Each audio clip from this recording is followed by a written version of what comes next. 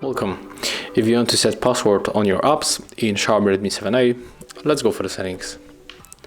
Right now scroll down, enter apps, tap on the app lock, and right now just click on the turn on.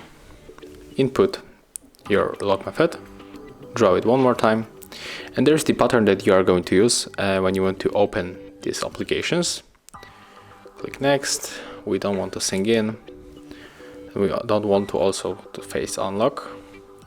And right now just select the application that you want to lock. So I'm going for the gallery and the YouTube. Click on the home button. And right now let's try to enter the gallery.